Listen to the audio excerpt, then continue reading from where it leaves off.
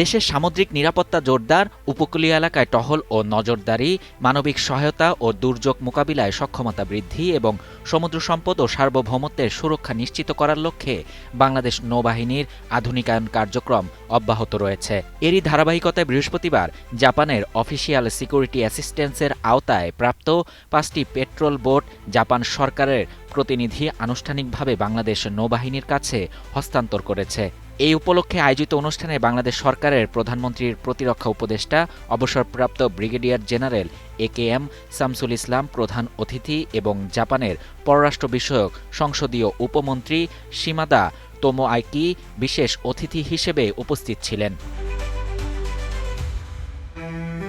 জাপানের সাথে দীর্ঘদিনের পারস্পরিক আস্থা, বন্ধুত্ব এবং কৌশলগত অংশীদারিত্বের ধারাবাহিকতায় ২০২৩ সালের নভেম্বর মাসে ৫টি উচ্চ গতিসম্পন্ন পেট্রোল বোট সংগ্রহের লক্ষ্যে বাংলাদেশ ও জাপান সরকারের মধ্যে একটি দ্বিপাক্ষিক চুক্তি স্বাক্ষরিত হয়। নোট বিনিময়ের মাধ্যমে ২০২৩ সালে নভেম্বরে প্রকল্পের কার্যক্রম শুরু হয় এবং প্রকল্পের কার্যক্রম শেষে গত ৬ ফেব্রুয়ারি বোটগুলো চট্টগ্রাম বন্দরে এসে পৌঁছায়। জাপানি বিশেষজ্ঞদের তত্ত্বাবধানে বোটগুলোর পরিচালনা ও রক্ষণাবেক্ষণ বিষয়ে নৌবাহিনীর সদস্যদের প্রয়োজনীয় প্রশিক্ষণ প্রদান করা হয়।